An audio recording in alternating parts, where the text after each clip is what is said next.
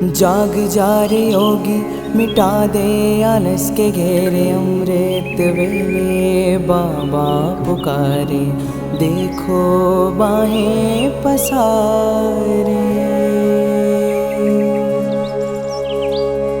बाबा प्यार तुम्हारा अमृत वेले उठाता, मोहिनी रात में मुझे जगाता। प्रेम की घंटी हृदय मंदिर में बजती, परमात्मा पुकार में आत्मा सुनती।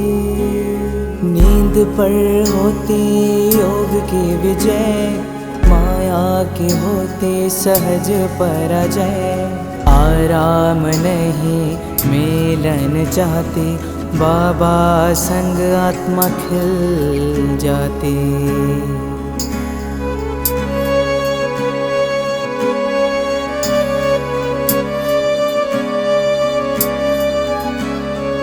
अपने कहा रात को अलविदा, परवाना हुआ क्षमा पे फिदा। समय से पहले बाबा जगाते, नयन खुलते ही मिलन कराते। प्रेम में भीगा मन संकल्प मुस्काते, माया के बंधन स्वयं कट जाते। ठंडी गर्मी बारिश अब तप के साथी, मौसम की मार अब ना डराती। सोना अब आराम नहीं माया है, नींद अब अमृत नहीं विष का साया है। कमाई नहीं ये ऊर्जा की चोरी है, सुस्ते के धुन में बजी माया की लुरी है।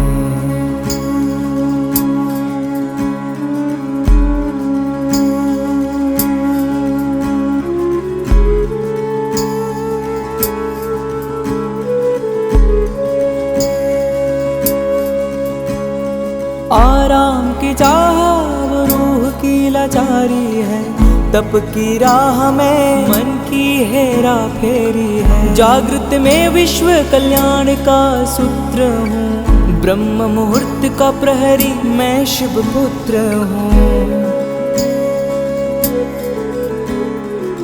सकल विश्व को तप से भरता, अमृत वेला में तपस्वी जलता।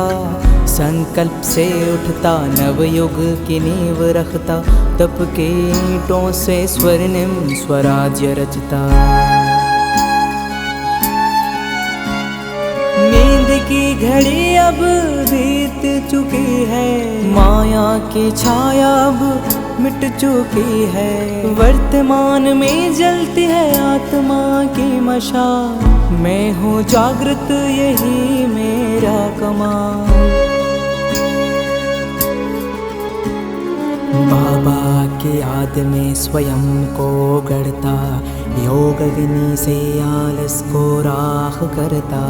मैं अब सो नहीं रहा मैं हो रहा हूँ, मैं अब खो नहीं रहा मैं जाग रहा हूँ। जाग जा रे योगी मिटा दे आलस के घेरे, अमृत वेले बाबा पुकारे, देखो बाहें पसारे।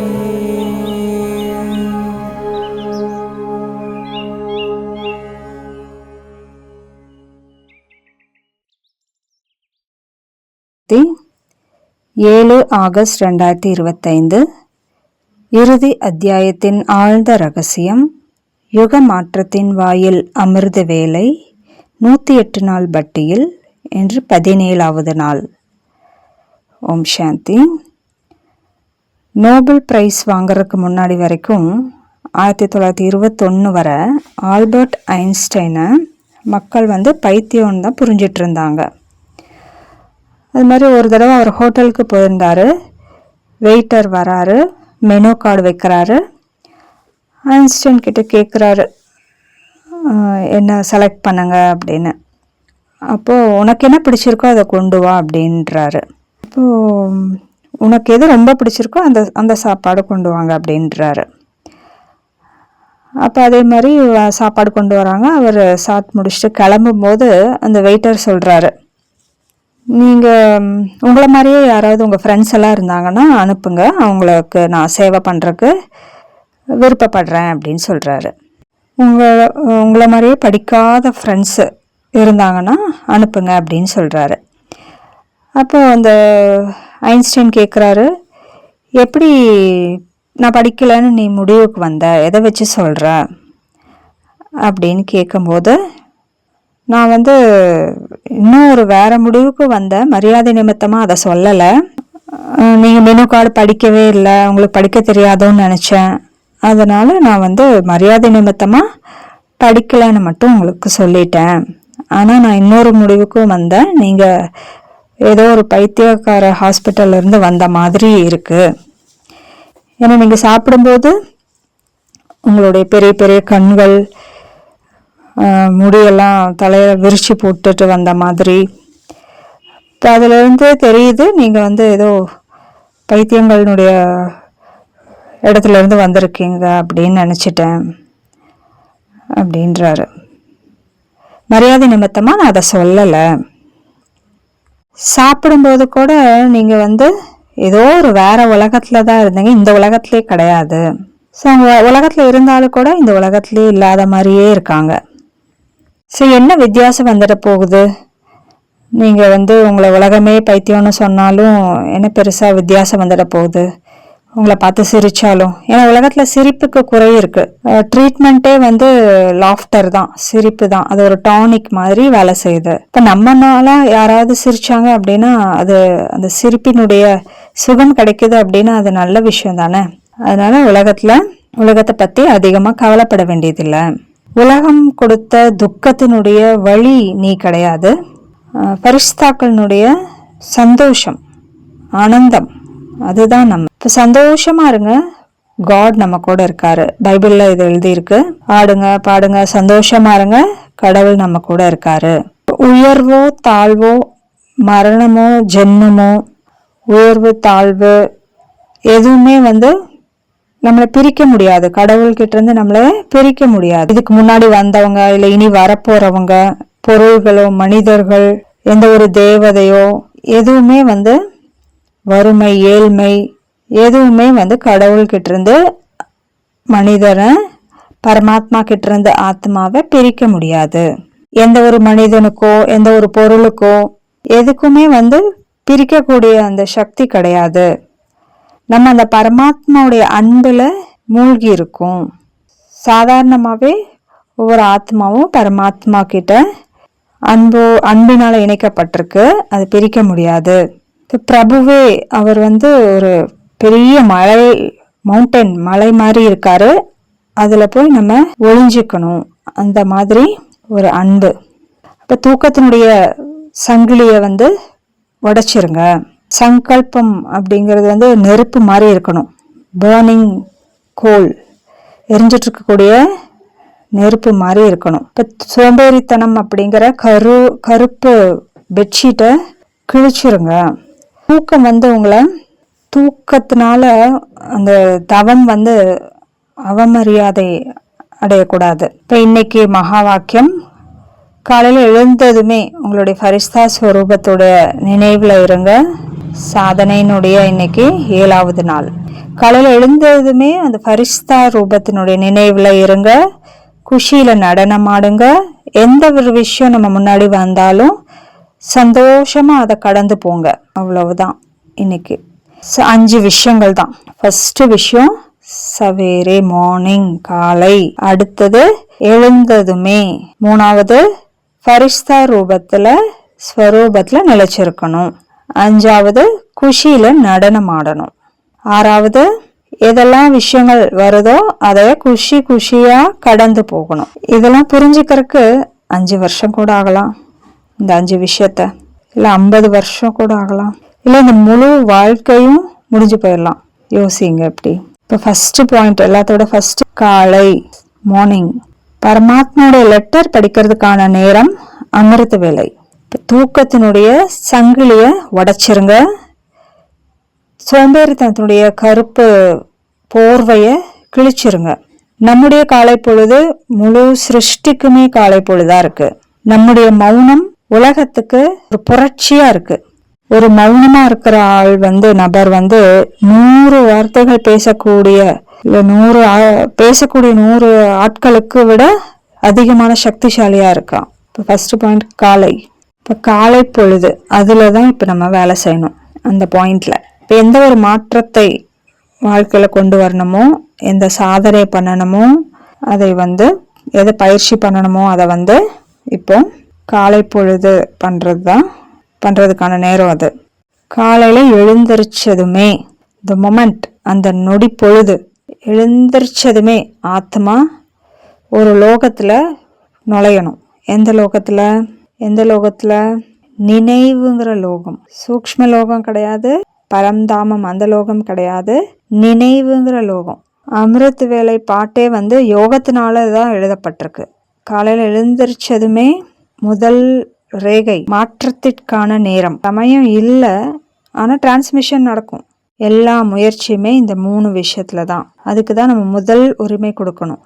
முதல்ல அதிகமா முக்கியத்துவம் இருக்கிறது அமிர்த வேலை, அடுத்தது பிரம்மச்சரியம், அதுக்கப்புறம் சாப்பாடு. பிரம்ம முகூர்த்தம் பி, பிரம்மச்சரியம் பி, போஜன் பி, 3 பி. அப்புறம் 4வது பாடி ஸ்கேனிங் பி.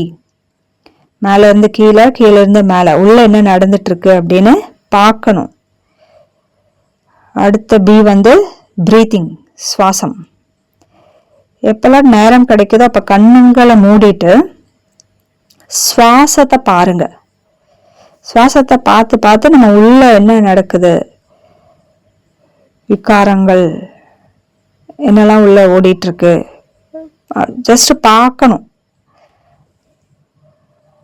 பிராணாயாமம் இடது பக்கத்துல இருந்து வருதா, மூச்சு வலது பக்கத்துல இருந்து போகுதா, இதெல்லாம் ஒன்றும் பார்க்க வேண்டியதில்லை. சும்மா கவனிங்க, சுவாசத்தை கவனிங்க. உள்ள பிரச்சனைகள், சிந்தனைகள் அது இருக்கும்போது சுவாசத்தினுடைய கதி எப்படி இருக்கு, வேகம் எப்படி இருக்கு, மாறுதா. எப்ப கோபத்துல இருக்க மனுஷன் அப்படின்னா அப்ப ஃபாஸ்டா இருக்கும், அந்த மூச்சு வேகமா போகும். அதே மாதிரி காம விகாரத்துல இருக்கவங்களுக்கும் அதை விட ரொம்ப வேகமா போகும்.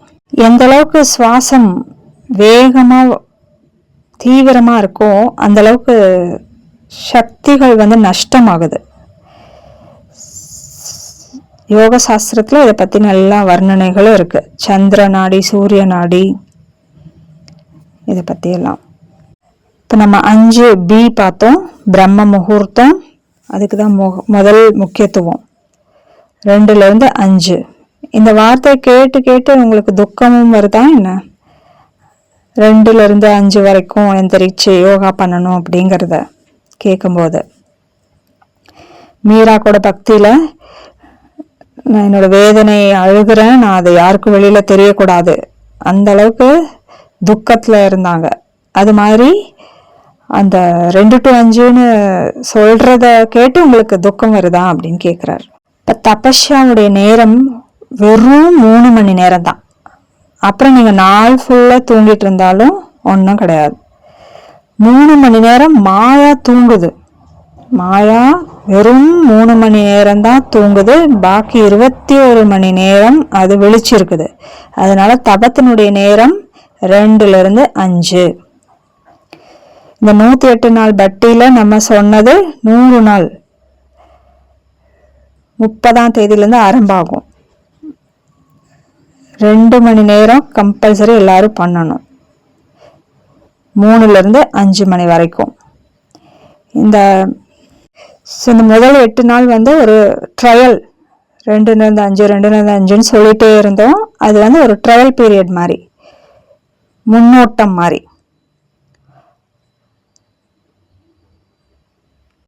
முன்னேற்பாடு மாதிரி அது நடந்தது 8 நாள். அதுக்கப்புறம் தான் 100 நாள் தான் முக்கியம். அந்த மகான் லட்சியத்தை நோக்கி நம்ம முன்னேறணும்.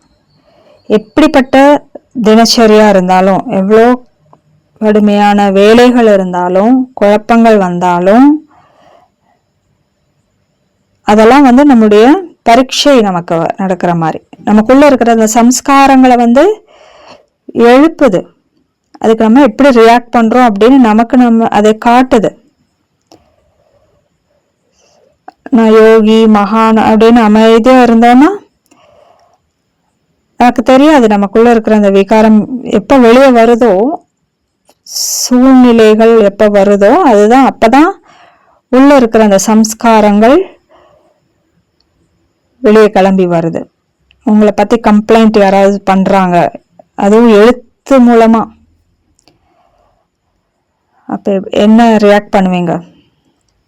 ஞானிகள் கூட மட்டும் இல்லை, ஞானிகள் மூலமா அந்த கம்ப்ளைண்ட் போகுது. உங்க மேல நடவடிக்கை எடுக்கிறாங்க, அப்ப என்ன பண்ணுவீங்க? அந்த நம்ம எப்படி ரியாக்ட் பண்றோம் அப்படிங்கறதெல்லாம் பிரச்சனைகள் சூழ்நிலைகள் வரும்போது தான் நமக்கு தெரியுது. ஸோ ஃபர்ஸ்ட் வேலை காலை நேரம், அமிர்த வேலை, ஆத்மா மறுபிறவி எடுக்கிறதுக்கான நேரம், திரும்பவும் புது ஒரு சான்ஸ். இவ்வளோ தவறுகள் நடந்தாலும், இவ்வளோ குற்றம் சாட்டப்பட்டாலும், இவ்வளோ சோகத்துல மூழ்கி இருந்தாலும் திரும்பவும் ஒரு வாய்ப்பு கொடுக்கப்படுது. அதுல இருந்து வெளியே வாங்க. நேத்து நிறைய தவறுகள் செஞ்சீங்க, இன்னைக்கு திரும்பவும் ஒரு புது வாய்ப்பு, ஆப்பர்ச்சுனிட்டி. சின்ன குழந்தைய மாறிடுங்க. அது எப்படி கத்துக்குது? ஃபர்ஸ்ட்ல இருந்து எல்லாம் கத்துக்குது இல்லையா? ஒரேடியா ஜீரோல இருந்து ஸ்டார்ட் பண்ணுங்க. கம் அகைன், திரும்பி வாங்க. திரும்பவும் அந்த ஃபர்ஸ்ட் நம்பர்ல இருந்து ஆரம்பிங்க. நான் திரும்பியும் ஆரம்பிக்கிறேன், இன்னையில இருந்து இப்பத்துல இருந்து ஆரம்பிக்கிறேன். இது வரைக்கும் செஞ்சதெல்லாம் ஒண்ணுமே இல்லாம போயிடுச்சு, இன்னையில இருந்து தான் நான் பாக்குறேன் என்ன செய்யணும் அப்படின்னு. இன்னைக்குதான் அந்த விழிப்புணர்வு வந்திருக்கு. ஃபர்ஸ்ட் வார்த்தை காலை, எழுந்திருச்சதுமே. அடுத்தது எழுந்திருச்சதுமே என்ன பண்ணணும்? எழுந்திருச்சதுமே என்ன பண்ணணும்? எழுந்திருச்சதுமே மொபைல் கிடையாது, மௌனத்தை ஆன் பண்ணணும். ஆன எதை பண்ணணும்? மௌனத்தை. ஐயோ இவ்வளோ நேரம் ஆயிடுச்சே, திருப்பி தூங்கிடுறது. அந்த மாதிரி இல்லாம விழிச்சதுமே என்ன பண்ணணும், தூங்கி எந்திரிச்சதுமே என்ன பண்ணணும், 50 விஷயங்களை எழுதுங்க. எழுந்திரிச்சதுமே ஃபர்ஸ்ட் எண்ணம் பாபாவுடையது வரணும். அதுதான் ஆத்மீக ஒழுக்கம். எழுந்திரிச்சதுமே துக்கத்துல இருக்கிற ஆத்மாக்களுடைய கூக்குரலை கேட்கணும். நான் ஆத்மா அப்படிங்கிறது எழுந்திரிச்சதுமே, நான் இந்த சரீரம் கிடையாது, இதை யோசிக்கணும். வேற என்ன யோசிப்பீங்க? எந்திரிச்சதுமே அந்த கட்டில நிறுத்தி வச்சிடுங்க, அப்பதான் திருப்பி தூங்காம இருப்போம். எந்திரிச்சதுமே வெளியில பார்க்காம உள்ள பாருங்க. வெளியில எதுவும் பார்க்க வேண்டியதில்லை, உள்ள பாருங்க. வேற என்ன செய்வீங்க? என்னென்ன செஞ்சிட்டு இருக்கீங்க அதை சொல்லுங்க, அதுல இருந்து ஸ்டார்ட் பண்ணலாம். குட் மார்னிங் சொல்றோம். குட் மார்னிங் தூங்கி விளைஞ்சிட்டு சொல்றோமா? ஹாய் குட் மார்னிங் அப்படி சொல்றோமா?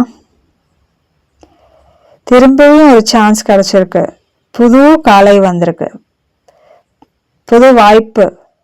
எந்திரிச்சதுமே அது சரியில்லை இது சரியில்லை கம்ப்ளைண்ட் அப்படி இல்லை, நான் முழுமையா சரண்டர் ஆயிடுறது. ஸ்விட்ச் ஆன் பண்ணணும். எந்திரிச்சதுமே நான் ஆத்மா. யாரெல்லாம் என்னெல்லாம் பண்றீங்க எந்திரிச்சதுமே அதை சொல்லுங்க அப்படின்றார். திரும்பி தூங்கிடுறோம். மனசுக்கு சொல்லுங்க, வா பாபா கிட்ட போலாம். என்ன சொல்லுவீங்க? மனசுக்கு சொல்லுங்க, வா பாபா கிட்ட போலாம். நல்லா நல்லா இருக்குல்லையா இந்த லைன்? என்ன சொல்லுவீங்க? சலோ பாபா கே பாஸ் சலே, வா பாபா கிட்ட போலாம். உங்களுக்கு நீங்களே சொல்லணும். எந்திரிச்சதுமே என்ன பண்ணணும், அதுக்கு உங்களுக்கு நீங்களே ஒரு பிளானிங் பண்ணுங்க. எந்திரிக்கும் போதே ஒரு லெட்டர் எழுதணும். பாபா பார்த்துட்டு சரிங்க. எந்திரிச்சதுமே கீழே பார்க்காதீங்க, கடவுள் அவரை பாருங்க. எந்திரிச்சதுமே பாயிண்ட்ஸ் ரிவைஸ் பண்ணுங்க. சுயத்துக்கு ஞாபகப்படுத்துங்க. நான் எந்திரிச்சது யாரு, என்னை எழுப்பினது யாரு. எந்திரிச்சதுமே இந்த நேரம் எப்படிப்பட்டது, உலகத்துக்கான சிருஷ்டிக்கான நேரம், அமிர்த வேலை, அது எப்படிப்பட்டது, அது யோசிங்க. இந்த முழு சிருஷ்டிக்கும் அமிர்த வேலை நடந்துட்டு இருக்கு. தன்னுடைய கடமை நினைவு பண்ணுங்க. நேற்று அவ்வியக்த முறையில வந்தது. முதல் விஷயம், தைரியத்தினுடைய சிறகுகள் கொடுங்க. ரெண்டாவது ஆதரவற்றவங்களுக்கு ஆதரவு கொடுங்க. மூணாவது நம்பிக்கை கொடுங்க. நாலாவது அந்த பாவனை நிரப்புங்க. அடுத்தது திருஷ்டி, பார்வையினுடைய அந்த கலர் அடிக்கிற அந்த குழல், பீச்சாங்குழல் மூலமா கலர் பூசுங்க. விதவிதமான கலர், அழியாத கலர் மற்றவங்க மேல பூசுங்க. ஆத்மீக கலர் கொடுங்க. அதுக்கப்புறம் சக்திகளினுடைய சகாஸ் கொடுங்க. வேற என்ன பண்ணணும், லட்சியத்துக்கான வழியை காட்டணும். அதுக்கப்புறம் ட்ரில் பண்ணுங்க. பரந்தாமத்துல உயர்ந்த பாபா கூட உட்கார்ந்துடுங்க. அங்கிருந்து சக்திகளுடைய கிரணங்களை கொடுங்க. இந்த எல்லா காரியமும் செய்யணும். சரீரத்துல இருந்து கொஞ்சம் விலகி மேல போகணும். சரீரத்துல இருந்து மேல போகாம, உயர்ந்த எண்ணத்தை உருவாக்காம தூய்மை வராது. தேக உணர்வு, மண்ணு ஆன உடல், இந்த மண்ணினுடைய உணர்வு, இதெல்லாம் இருந்துச்சுன்னா காரியம் செய்யணும். அந்த உணர்வு, ரோல் கான்சியஸ்னஸ், இந்த மாதிரி இதெல்லாம் எழுந்திருச்ச உடனே அந்த ஃபரிஸ்தா ரூபத்துல நான் யாரு, ஃபரிஸ்தாங்கிறது ஏதோ ஒரு நபருடைய உருவம் கிடையாது, ஆண் பெண் கிடையாது, அது ஒரு ட்ரெஸ்ன்னு கிடையாது. ஃபரிஸ்தாங்கிறது நினைவு, அந்த உள் உணர்வு, தூய்மையான எண்ணங்களுடைய குவியல், அதுதான் ஃபரிஸ்தா ஸ்வரூபம். தன்னுடைய அந்த ஃபரிஸ்தா ஸ்வரூபத்தை நினைவு செய்யுங்க. அதுக்கப்புறம் என்ன பண்ணணும், டான்ஸ் பண்ணணும். எப்படி டான்ஸ் பண்றது, 4 லைன் பாட்டு ரெடி பண்ணியிருக்காங்க. பியாரே பாபா மீட்டே பாபா. ஃபர்ஸ்ட் இந்த பியாரே பாபா மீட்டே பாபாவுக்கு நெஞ்சு மேல 2 கையும் வச்சுக்கணும். இந்த லைன் வரும்போது 2 கையும் நெஞ்சில வச்சுட்டு, அதுக்கப்புறம் பாபா பாபா மேரா பாபாங்கிற லைன் வரும்போது 2 கையும் விரிச்சு மேல தூக்கணும். கை பாபா பாபா என்னுடைய பாபா. 3வது ஸ்டெப்பு சிவ் பாபா அப்படின்னு லைன் வரும்போது 2 தோள் மேலையும் 2 கை கிராஸா வச்சு டான்ஸ் ஆடுறக்கான ஸ்டெப் சொல்லிட்டு இருக்காங்க. அப்புறம் திருப்பி பாபா பாபான்னு வரும்போது கை மேலே வச்சுட்டே சுத்தணும். எந்திரிச்சு நில்லுங்க. மியூசிக் போடுவாங்க. 4 ஸ்டெப் ஞாபகம் இருக்கு இல்லையா? பியாரே பாபா மீட்டே பாபா, அன்பான பாபா, இனிமையான பாபா அப்படிங்கும்போது நெஞ்சில கை வச்சுக்கணும். அதுக்கப்புறம் மேலே கை தூக்கணும். அதுக்கப்புறம் கிராஸ் பண்ணி தோள் மேலே கை வச்சுக்கணும். அதுக்கப்புறம் அப்படியே சுத்தணும். இந்த 4 ஸ்டெப்பும் செய்ய வைக்கிறாங்க. எல்லாரும் ஸ்திரமா கண்களை மூடி, இந்த பாட்டு வருது, சாந்த மனதோட பாபாவோட வாய்ஸ் கேக்குது. அவரோட அந்த வாய்ஸ் கேளுங்க. பாபா மேரா பாபா, என்னுடைய துணை. டான்ஸ் ஆரம்பிங்க. பாபா பாபா மேரா பாபா. இப்போ இந்த மாதிரி நடனம் ஆடும்போது கதவு ஜன்னலாம் சாத்திட்டு டான்ஸ் பண்ணுங்க. குப்தமான டான்ஸ், மறைமுகமாக யாருக்கும் தெரியாது. இப்போ கடைசி பாயிண்ட் என்ன, எந்த ஒரு விஷயம் நம்ம முன்னாடி வருதோ குஷியாக கடந்து போகணும்.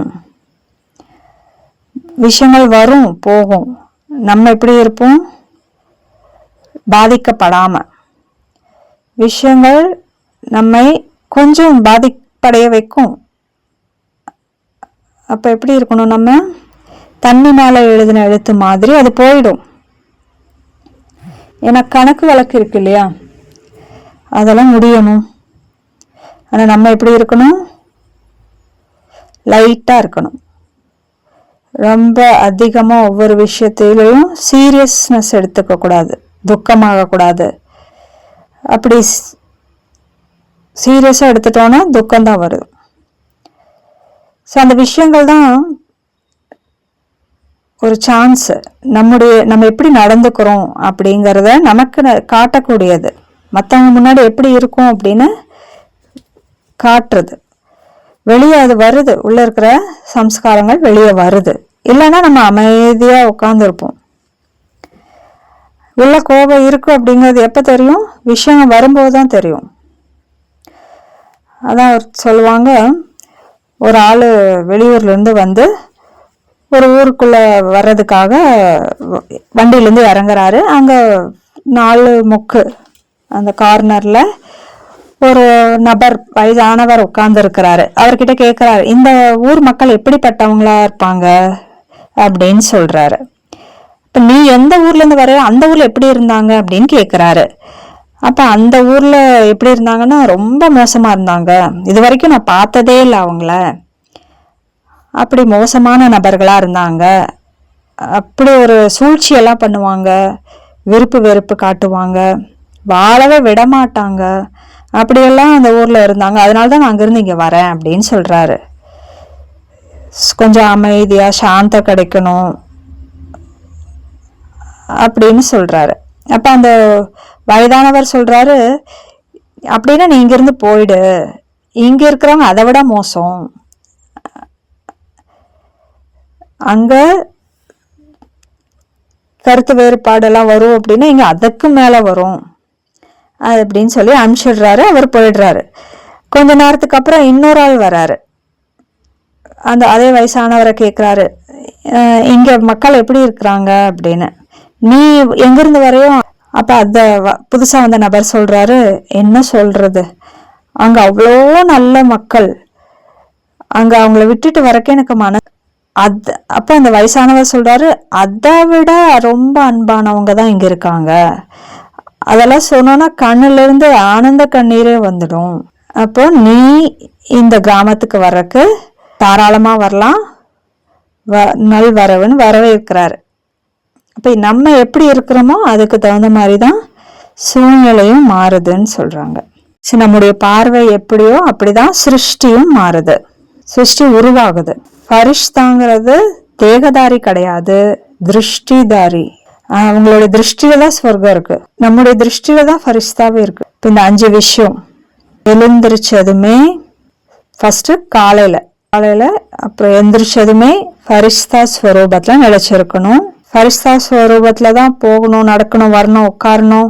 இந்த தேகத்துல இருந்து மேலே போயிடணும், கொஞ்சம் 1 இன்ச்சாவது மேலே போயிடணும்.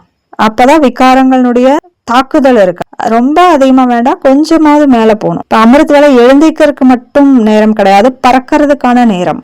கொஞ்சம் மேலே போகணும், ஸ்வரூபத்துல நிலைச்சிருக்கணும். அதுக்கப்புறம் குஷியில நடனம் ஆடணும். என்ன பாட்டு பண்ணிட்டு இருக்கணும், பாட்டு உள்ள ஓடிட்டே இருக்கணும், முணுமுணுத்துட்டே இருக்கலாம் அந்த பாட்டை.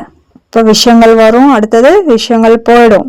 வர்றதுக்கே இது பிரச்சனைகள், சூழ்நிலைகள் வரதே எதுக்காக, போறதுக்காக. விகாரங்களுடைய ஸ்வரூபம் நிலையற்றது, எந்த ஒரு விகாரமும் தங்கறதுக்காக, போறதுக்கு தான் வருது.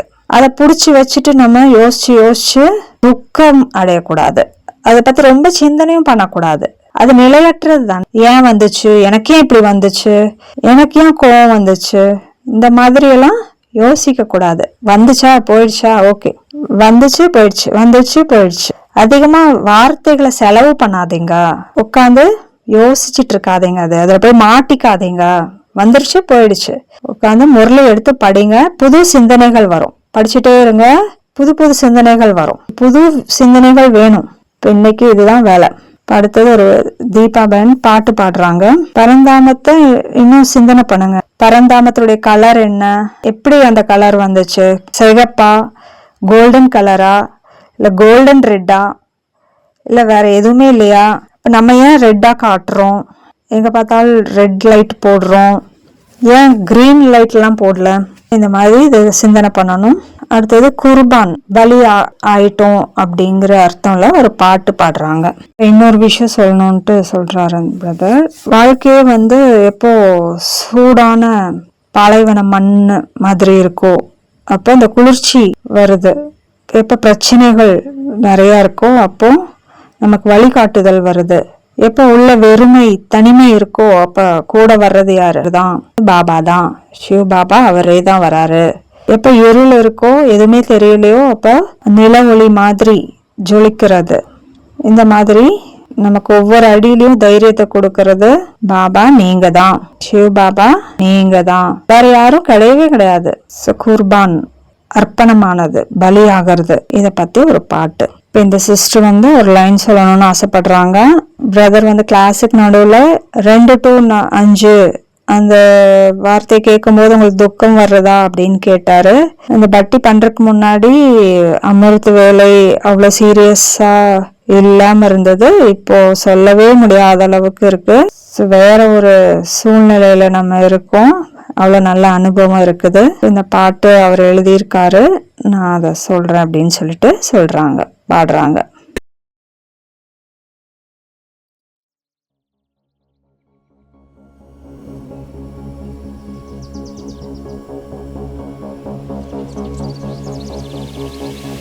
मन्मना भव शिव बाबा सततं, निराकार तेजोमय पावनं,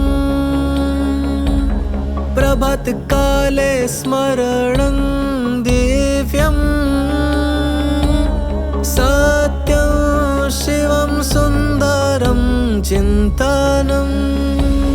तोड़ दे नींद की जंजीरें, थाम ले तप की मशाले, तोड़ दे नींद की जंजीरें, थाम ले तप की मशाले, फाड़ दे आलस की काली चादर, निद्रा से तप काना कर अनादर, सपनों का विष पीने से कर इनकार, रूहानी योद्धा कर अब ललकार। न सो न लेट हो जा तैयार, उठ चल कर तम का संहार। तोड़ दे नींद की जंजीरें, थाम ले तप की मशाले, तोड़ दे नींद की जंजीरें, थाम ले तप की मशाले। तेरी जागने से दुनिया बदलेगी, तेरे एक संकल्प से क्रांति गूंजेगी। उठ तपस्वी,